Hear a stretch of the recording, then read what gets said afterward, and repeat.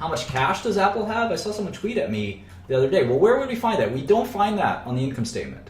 It's on the balance sheet. The balance sheet is literally the statement of balances. It's how much cash balance they have. It's how much debt balance they have. It's how much accounts receivable balance they have. It's how much balance on any given subject they might have. So anyway, we go to the balance sheet and we see the first item is cash. And is that normal? Is that how this thing works? It is.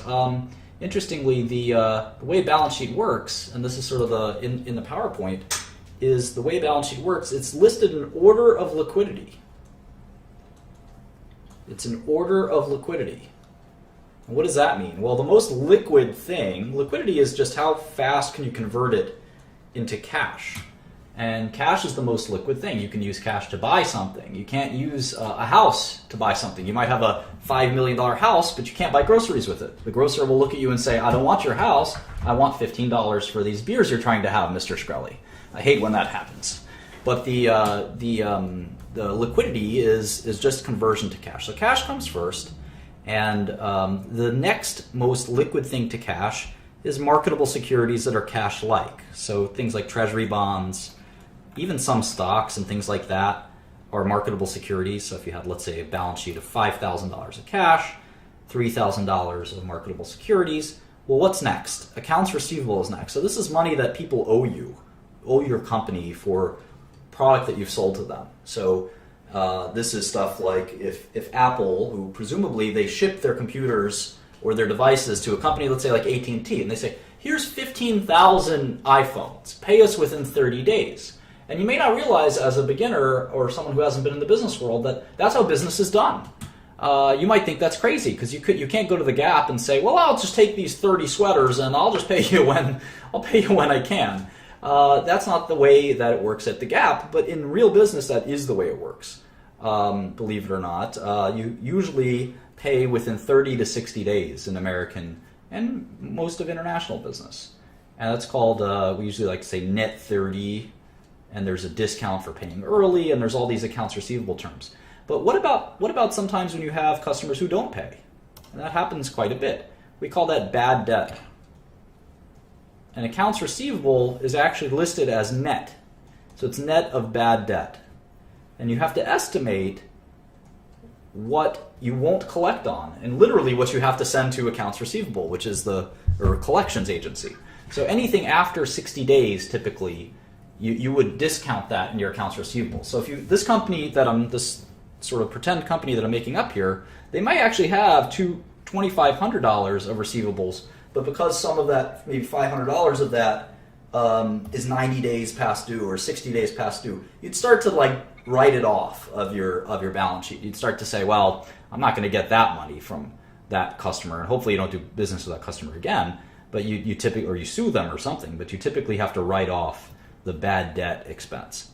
Next is inventories. So inventories is pretty complicated, and we'll treat this over several lessons, but inventories is basically goods that you have that you're hoping to sell. And inventories can include all kinds of things like raw materials. Raw materials like if you're, I don't know, Apple, you might end up buying a lot of glass. Then that's a raw material. And you're going to turn that glass into an iPhone, but it's certainly not an iPhone when you buy the glass. And you're buying this raw material and you're converting it into your finished product. So you have raw materials and finished products. So of course Apple has iPhones sitting there on the shelf waiting to be sold. Those are finished products. And then in between they have something called WIP, which we call work in progress. And that's like a half-finished iPhone or something like that. So after inventories, we get into all kinds of crazy other assets. And the most important one we're going to call PP&E, property, plant, and equipment. And this is going to end up playing a huge role in finance. So just keep this in the back of your mind. Property, plant, and equipment is any hard asset. It's any hard asset which has a useful life. Which has a useful life of more than what? Do you guys know, students? No, I'm not sure. Boo! Quinn, No. do you know? Off the top of my head, it's written. 12 months. It has to be a useful life of 12 months. So any building, any land, for instance, property, plant, and equipment, any factory, like if you bought a machine like I don't know, some kind of if you're in Apple, I guess, some kind of widget that makes iPhones, a big factory machine that I don't know puts the iPhone together. That costs you $20 million to make. That's plant. That's literally property, plant, and equipment. And that's a really important part when it comes to accounting. It turns out to be extremely vexing in how we deal with it, and tricky, and quite important. So any good that is going to have its utility, it will be measured in more than 1 year. A paperclip doesn't have utility more than a year. A paperclip is, you use it when you use it.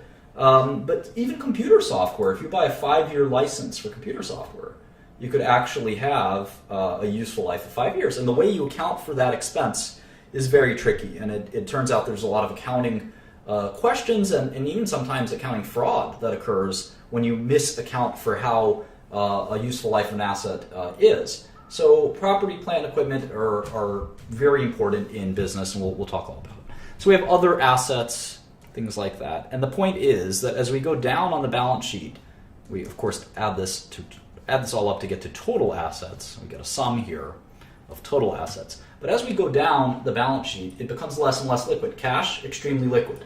Marketable securities, it's not quite cash. I can't go to the grocery store and say, here's some treasury bonds, will you sell me a Snickers bar? They would say, well, maybe you should sell your treasury bonds and then you can buy the Snickers bar. And you say, but I don't know, Miss Cashier, this treasury bond is very liquid. You'd still say, no dice. You have to go sell that treasury bond first. Accounts receivable, well, that's not even money that you have in your hand. At least marketable securities, you've got something. Accounts receivable is a promise from your customers to send you cash. So that's really not liquid. In inventories is not even accounts receivable yet. That's stuff that you hope to sell. And then when you sell it, you hope to collect. So inventories is even less liquid. And PP&E is the least liquid of them all, where it's just property, plant, and equipment that you use to make the inventories, which you use to get the accounts receivable, which you use to get the cash. So hopefully it makes sense that this is an order of liquidity. And then finally we have things like goodwill and intellectual property and we call these intangible assets, like your brand. And a lot of this is kind of accounting gobbledygook, but obviously an intangible asset will never actually convert itself to cash, right? Your patents won't actually become cash. They're just patents that protect your ability to do business, your brand name, your trademarks, all of those things. So anyway, that's sort of what the asset side, these are assets. It's the asset side of the balance sheet. Very important. And let's look at like legal rights. Yeah, sure. It can be, a lot of it, quite frankly, turns out it ends up being kind of accounting stuff. In terms of goodwill, it's as this Sarah Get UB is correctly pointing out here, goodwill is often, it's the entities you've purchased, it's a technical accounting rule, and we'll talk about that at some point. These will be uploaded, this video will be uploaded automatically, so don't worry about that. Okay, so let's look at the Apple balance sheet. So we just did our own mini review of a balance sheet. So let's look at Apple's. All right, so current assets. These are assets that are convertible to cash within 1 year. Everything other than that is going to take more than a year. So cash and equivalents, $16 billion. Short-term marketable securities, $21 billion. Does anyone not see this? So I'm just going to add this up. Current cash of Apple is 16,689 plus 21,385. That's $38 billion. That's a lot of cash to have burning a hole in your pocket. What's next? How much accounts receivable do they have, guys? 12 billion, 953 million. Yeah, so that's a lot of money that their customers owe them, right? Isn't that kind of crazy? Could you imagine? I get angry when someone owes me $20. Let alone, my customers owe me $12 billion as of December 26, 2015. Isn't that crazy?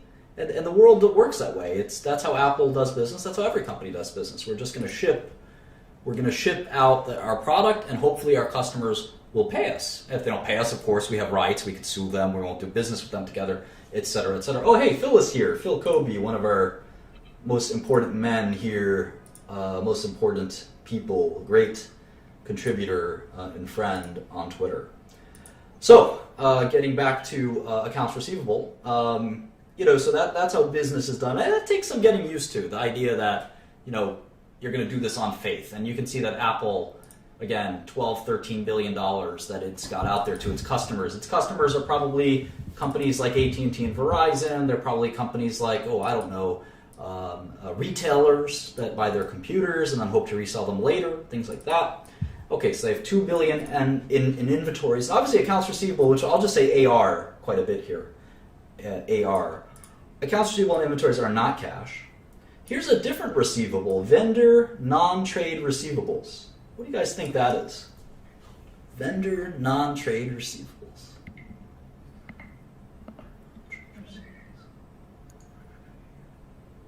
My guess,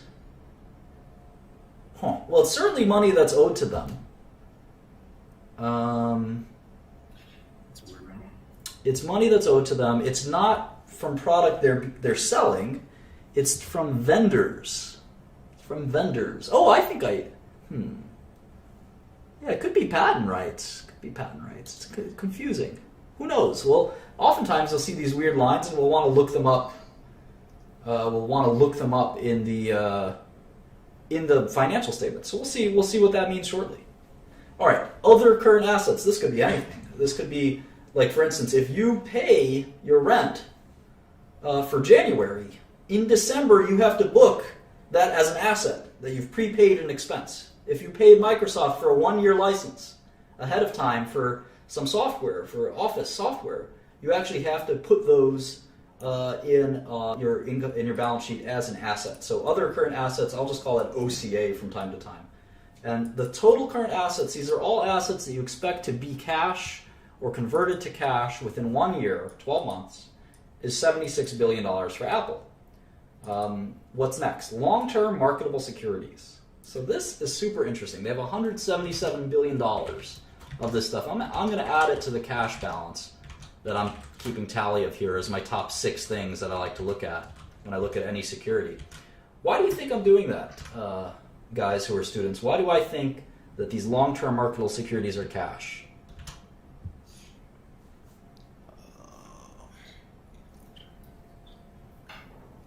They're liquid, is the assumption. Yeah, you could sell them. You could trade them for cash pretty easily.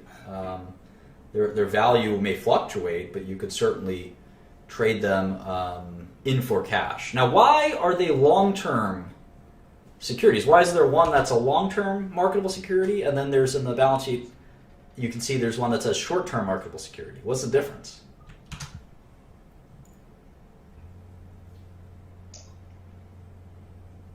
They're like a deadline by which they can pay. Nope. So These are nationals, so they're not Apple paying anybody else. yeah, these are stocks or bonds that they own. So typically it's their bonds.